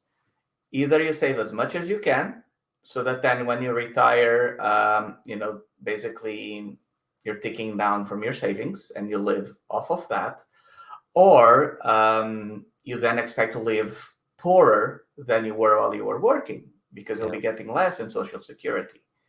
But again, if you have a really big salary and you live comfortably, with a more humble lifestyle, that works just fine. It really depends on what your goals are, what your views are, and you haven't shown the two images I sent. yes. Well, yes. There, I've got good reason to now. I know. I'm lost in the comments are incredible this morning. Thank you Yes. everybody for being so vigorous and Well, I only have an appointment at 10:30, so we're going to it's stick up around to a bit you. longer. Okay, Vitor, what's your position on renting versus buying for someone in their 60s and will need a mortgage? There's Amelie, who looks about 30. I must be asking for a friend. Yeah. I'm not sure why she would ask that, but okay.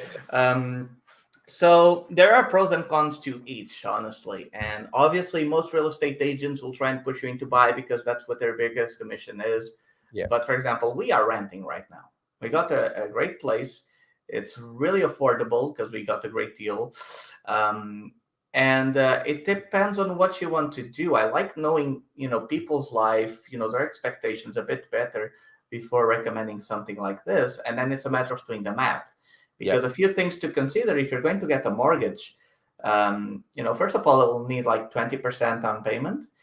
And then I think banks are only lending up to until the oldest person of the couple is 75 years old. Yeah, I think that's right. So the other thing is also here in Portugal, when you take out a loan, you need to have what's called life insurance, which is basically if something happens to you, then your loan gets paid off. Yes. And the more risk factors you have, and your age being one of them, the higher the life insurance becomes. And so a mortgage that would be like for 400 a month, if you get to a certain age, you might be paying more in life insurance than you are paying in the mortgage itself. Okay. So I'm looking at ways actually where we can sort of go around that, maybe create some sort of holding company where instead of you buying a property directly as an immigrant and you need to go through all of those things to get along, blah blah blah, you would invest in us. We would buy the property at like 20% because we're locals, and then do some sort of Very good.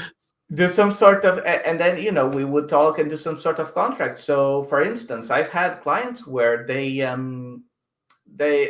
they would prefer to own a house, but mostly for that feeling of we just don't want to feel like we can't do what we want with it, right? We don't want to feel like somebody is going to be there and maybe complain. And so maybe they wouldn't mind, keeping the home in our name. Even if they paid us rent, it would be a lot less than they would pay if they were giving to the bank directly. Or then maybe you could do like a 10-year contract, like a lease option in, where an expat housing association. This is why we love the cut of your jib here. that is my long-term plan. I want to have like buildings where I could have available, so that when expats contact me and the market isn't the best, like, hey, I know this great building that has a lot of great amenities and stuff, and the owner is really cool, so I think he'll accept you, right? Yes, it and would in a really few make years, things easier. maybe in a few decades, people will be saying like they are now, yeah, I put a couple of quid into Bitcoin and now I'm a millionaire, not paying any tax on it. They'll say, yeah, I put a couple of quid into Vitor Costa back in 2022 and it's paid off pretty nicely. Going for lunch in Ponta Lima in just a moment. That's amazing. Okay, another great question before we get into all the other random stuff, which I want to do if Vitor's got a little bit longer. What about returns on investing in Portuguese property? It's Right. That is an interesting thing. Yes. Good question. So typically in America, typically the rental prices are around 0.8 to 1% of the property value, I believe, right? So for example, if a property costs 200,000, the rent might be somewhere around 1,500 to 2,000, right? Here in Portugal, that number is more like 0.2 and 0.5%, but this is just considering market value, okay? If you buy a home that's on the market right now, and you rent it out for a value that's on the market, like a 200,000 euro property, you might struggle to rent it for 1,000. Yeah. Like you might be able to right now, I mean, I'm talking more here to the north of Portugal, okay? But you might be able to right now because there is a very big scarcity and some people really want to get a home here, but that's a bit infeasible. So the returns that you would get here in Portugal, just buying at market price and selling at market and renting at market price, would be about 3 to 5%, which in Gary Keller's words, he considers that almost dead money, because what you get in return is about the same or less than the inflation. Okay. So you're essentially losing money, but not as much.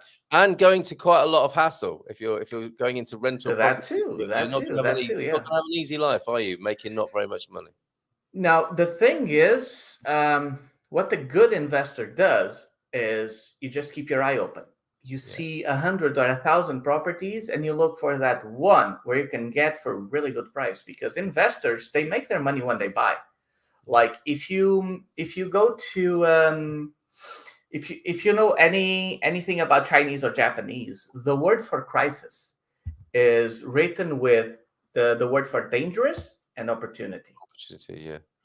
And like, the millionaires and rich people and whatever, they love recessions because everything is on sale for them.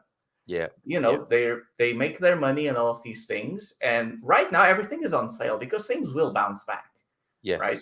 And so now, unless it's a company that's going to burn and crash, it's going to go back up, like maybe the big companies, right? Think about companies that you really love, you really like, you use their products almost daily, and check what their stock prices are. Yeah. If they're really, really low, I would consider buying some. Yep. Not financial advice. Not financial advice. Right. We are over 10 o'clock. We have a fork in the road of interesting things to talk about here. How long should we give it? Should we do another 10 minutes? Should we finish? I'm fine. I'm fine. We will finish at 10:15, no matter what, because otherwise it's good for people to know. Otherwise they're thinking, okay, so I'll let you leave now. No, 10:15. Well, you'll just can you turn the lights off when you're finished? No, 10:15 we will finish because we've got an interesting fork in the road here. Mary Aero is here. Good morning to you. And Sarah Smith is here. Good morning, Sarah. To Andrew, not to all of us men here. Men are in self-extinction. Read Adam's Curse by Brian Sykes. Now, they're not helping themselves when they start spreading memes like this. Are they? That is probably part of men. You can see the bottom. Oh, okay, I'll come back. Hold on, let me just put that back on and get the comment and the ticker tape off the screen, so you can see that in its full glory. There. Oh, I'm struggling with my buttons here. Where's it? And we suddenly got a whole load more comments. So I don't even know where I am now with that. Could you just talk us through that meme so that actually you can take full responsibility for it, please? Oh, you can't remove the comment then? I can by doing this. There we go. But I need to move that. And do I need to? Okay, all right. Are we good now? Can you bring it up a little bit? Oh, you're really working me hard here. Where's that ticker tape? Of course. There you go. There we go. Oh, yeah, there's the big reveal. It's the big reveal. Okay. Obviously, this is just meant to be, a little bit offensive. No. You can't start distancing yourself from it now. Oh, it's just a bit of banter. This is why men are becoming self-extinct. No reason for both of us to be suffering. Oh, my goodness. Okay, I can't think why you sent me that and why I would have even put that on the screen. Enjoy your pizza. I don't know. We were talking about childbirth, so I figured, why not? Why not? Yes, somebody will have a laugh. Somebody will send me a colorful message in the email. So we will, because you're going to give out your WhatsApp in just a bit, aren't you? Yep. Brilliant. I'm going to be cancelled. Going to be cancelled. It could be cancelled. Right. Okay. Where's that comment then? So that was one fork in the road where talking about men's self-extinction, and then Andy's talking about having nipples and stuff, which sounded fairly interesting. Not that we want pictures of that. Thank you. I know people with nipples. You do? Wow, that's amazing. I was going to say, maybe could you introduce me to them? No, I didn't. That is not what I wanted. Well, apparently we were in France last weekend, and there are a lot of nipples all around. And have you ever been to Naples? Anyway, where I love you, Carl. Okay, we'll go with that for the time being. Great idea. Oh, that's the housing association thing that you're working on there. Andrew had a really good comment though about how at the basis of money is work. Now, I don't think that's true. Some people aren't working very hard. Is it like the labor theory of value or something? I haven't studied that part too much. Well, he studies Isambard Kingdom Brunel, so maybe his thinking is back in the Victorian age as well with that. But let's I don't know. Let's start from the bottom and work our way up. What could possibly go wrong with that? I heard that banks are not allowing foreigners to open bank accounts prior to getting the residency. What options are there? Have you heard this rumor and storm that's happening, Vitor, with this? I think I heard about it yesterday, but I haven't confirmed it because it seems like they're making it harder for people to come here a little bit. Yeah, one theory was that the incomers who want to come to Portugal are confusing themselves with a policy that Portuguese people have to go through, which is obviously they are already a resident and they need to show that to get their bank account open. And also there were some memos showing that you had to be a resident to open a bank account. And you need a bank account to become a resident. And so that's what created a catch-22, which we will get to the bottom of. I don't think people should panic about this. It's been poorly thought out if it's true. And it will change because it just completely blocks the D7 and other visa entry requirements, and that won't happen. But it is inconvenient at the moment. Yeah. But we also know people in Portugal who are here from afar who are opening bank accounts. So it's obviously not hard and fast. And who doesn't like it hard and fast first thing in the morning? Excellent show this morning. Thank you, Mac007. Largely due to my wonderful guest who's here with us. On the what are we, the third or fourth Thursday? I can never remember, but you're here with us once a month. You just wait for that WhatsApp message from me. I think it's the fourth. It's the fourth. Hello, everyone. Then from Reason is Wonder who asked that question earlier on. Not a recessive gene in sight here. Fondle that like button. It's a nice way of putting it. Thank you. We'll take that as a compliment. Hold on, you're going to get the whole screen for that. What's this? Ponta de Lima in 2020? I think that's how many foreigners think Portugal is like currently. Is it not like that? This was probably decades and decades ago. You can see a lot of Yes, Ponta de Lima is in color these days. It's not. It doesn't say black and white when you're in monochrome. We've invented color since then. Well done. My husband and I are crypto investors. Do you think this will help us get our D7 approved as the income is not regular income? I think they're looking for a pattern, aren't they? It will depend. You've got to make it look like a good case for passive income. You might want to engage. I am not sure, to be honest. Perhaps if you were to cash out and then show the funds in a bank account, that would work. But I'm not really sure. I would have to consult with someone who's done that before. Yeah, and Mary, I would say talk to Gilda about that, and Gilda will be clearing up this thing for us about the opening bank accounts. And then let me know what she says. Of course I will. You'll be the first on the WhatsApp list to hear about that. People talking about investing in e-bikes. That's interesting. Not financial advice.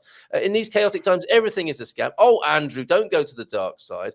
Because the original value on this earth of ours and this existence is love.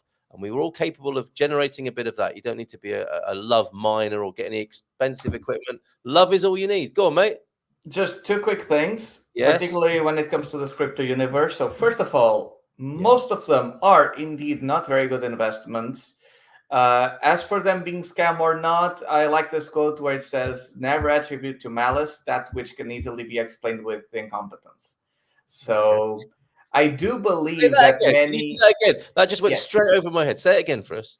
Never attribute to malice that which can easily be explained by incompetence. Oh, so very good. That's very most good. politicians, I would think. But on this case, when it comes to crypto, I think a lot of the crypto projects that are going on are just people that are really excited about crypto and it's really cool and they want to have my own and it's going to be the best and they hype it up, but then they don't really know what they're doing. So then it just ends up crashing and burning. Yes. So indeed. that's why you really need to pay attention and you really need to invest that in which you can understand, not just what feels would be a good profit. Very good, Vitor. Here we are, over an hour in, and you're still dishing out pithy wisdom to everybody. I'm shy. No, not at all. It's fantastic. It's great to have you here, and I'm sure others are enjoying it. And the Bitcoin continues. The Bitcoin conversation continues, which is making my life very difficult. What's this? All males are first female in the embryonic stage. Wallerian regression hormone reverts back a stage and then chooses a different track, and then it becomes male. Sarah seems to know a thing. That's how it works. And we never thought we'd be having this conversation, did we, this morning? As we develop our butthole first. Right. What does that tell us about humanity? Exactly. But it's there's nothing there, is there? Isn't that interesting that it becomes something around nothing? Anyway, sorry, I'm going down a kind of late night conversational route there, and I feel like I might have to go and get a Mars bar from the petrol station in a minute. That sounds quite medical, but I'm a simple dumb male. But you're right, I have nipples. There's the nipple comment this morning. That could get us banned off Facebook, couldn't it? Just talking about nipples. So we've done that as well. Amelie, what did you think of that? I think you were grateful for that. Oh yeah, there we go. Grateful for that input there. I'm off to be productive. Yeah, whatever. And also question my life choices that led me to being an impoverished professor. You help people, Andrew, on a good day. Why I didn't make millions in crypto. Absolutely. Your attention was elsewhere. Oh, and Mary Arrows and her husband are crypto investors. Do you think this will help? Oh, and we did that before. Sorry, I'm all over the place here, but that's because of the sheer volume of comments. Must be that regressive gene. The regressive gene, yes. Thank you. What are my chances? Is Bitcoin going to be available for €5? I can invest at this point. About it. You can invest €5 in Bitcoin. Yeah, but you can buy a fraction. You can buy a fraction. Exactly. He's right. You make money in real estate in the buy side. That was a really good thing you said. The smart investors make money when they buy. They're not looking. Well, they are in for the long term, but the money's made when you buy. That's a really good insight. Who said that first time round, Vitor? On this case, it was Gary Keller on the book Millionaire Real Estate Investor, which, by the way, I believe the audiobook is for free on YouTube. Yeah. And I have some of the charts and graphics that are in the book that obviously are not on the audiobook that I could email you if you'd like. Yes, brilliant. There you go. So we'll need that WhatsApp number before you go and your email address. He's right. You make money in real estate on the buy side. TheVitorCosta.com. Everything is there. All right, thevitorcosta.com. I have one There's question. my email, my WhatsApp. Doesn't everyone? I have one question. That sounds so poignant. P.S. I have two answers. Advice. Yes, you've got two answers. Teresa's got one question and you've got two answers. Brilliant. Great show, gentlemen. Vitor is always a fun guest, entertaining and informative. That's how we like to roll here, isn't it? And appreciation. And we've done the bank accounts. Kawaii Pandas with a little lul snuck in there. We like a lul. Well, good morning. Joao, about that catch-22 residency bank account situation, I advise everyone to consult EI and Gilda Pereira. Okay, I'm sure she will always be helpful there. Yes, well said. We are on this earth to reveal and revel in our glorious human potential. Who said that? Oh, I did. Okay, a showstopper, and I think that's true. All this other stuff is the game we play while we're here, right? But this is the real deal. And here before you, you see on the screen a man reveling in his glorious human potential. I present to you the Vitor Costa, who you'll be able to invest in soon, I think. I mean, you can invest whenever you'd like. I'm just not sure when I'll be able to get you a return. The Vitor Costa. Everyone starts as an arse, but some grow out of it. Thank you, Stephen, for that a rather gross assessment of humanity, which can't be argued with, really. But not inaccurate. Not inaccurate. And a quick Faja de Dia from, I don't know if this is a comment related to that. It probably is. Pupu Lala by Royez. It's a good tune, it has to be said. And Lola Turmay from Capricorn 12 this morning. Also, Carl Munson, I ate a mukbifana. All of human life is here. Someone had to take the bullet for humanity, and that was me on that occasion. Vitor, we need to go and do things. It's been such fun again, as usual, talking to you. A parting, please revel in your human potential and glory for a little bit longer. How do we round up from your point of view this morning? Don't forget to brush your teeth and use your opposite hand to create new neural synapses. Okay, that's as good as anything you're going to hear on the internet today. Brilliant. Just subscribe to WoW again this week. Haha. What's that? World of Warcraft? Is that you? You're back in there. Okay, yes. You too. Get a gaming room. Get a gaming room, you two. Look at you. We've been working so much lately that I was like, you know what? I need a little bit of a game again. Superb. Join us tonight. Legal quirks of buying property in Portugal with Daniel Ray. See you premium. Can I join? Yeah, of course you can. I'll send you a link. Can I join? Of course you can. Please come and do that. What's this? Oh, no, don't show that again. Oh, I might not be able to. Apparently, Bianca has ballet today. The first lesson. Oh, okay. No, you've got to prioritize that, mate. And you can watch the replay. I'll send you the link to the replay. There's me and Bob yesterday from the meetup, the outside broadcast unit created by T-Duck, and a lovely long shot here showing you the on-air light and me in my hat that some people like and others don't. And my bicycle that I cycled to the studio on there. We're very low footprint. There he is. There's Vitor Costa, just looking through that little gap there. Brilliant. And finally then, my sardine grilling glory here. Oh my God, that might be fun. Yes, get the mukbifana off the screen. That's terrible. Oh my God. Let me just take that off there so you can see my sardines in all their glory. Bob getting ready to eat some in our garden, where Mrs. M's done the most amazing job growing vegetables. We had salad from the garden to go with those bad boys. And the final comment then, the review from Bob. I started with sardines. I shall finish with sardines, and we'll have to do those dad jokes tomorrow, T-Duck. Carl's sardines were absolutely delightful. Wonderful time in San Martino de Porto yesterday. Thank you very much. Thank you, everyone, for being here this morning. Oh, by the way, Carl, shout out to Adriano Palma there in the comments. He's essentially the reason why that interview with Bob and Bib video exists, and this is the quality it is. Okay, who is that? Shout out again to that person. Adriano Palma. Adriano Palma. Vitor is my neighbor. Everyone trying to claim a bit of the glory, aren't they? He's my neighbor. I met him once. But he's really been helping us out with some clients as well. He's been on showings with them, and he's really awesome guy, and he will most likely be part of the team also. I mean, he kind of is, but officially, I mean. Good morning to you, Adriano, this morning. Great to have you here. Nice pick as well. Nice YouTube profile pic there. Vitor, you have been amazing, and I can't wait to do this again sometime soon, probably in about a month's time. Take care. Great. Have a great day, my friend. Ciao, ciao. Bye for now.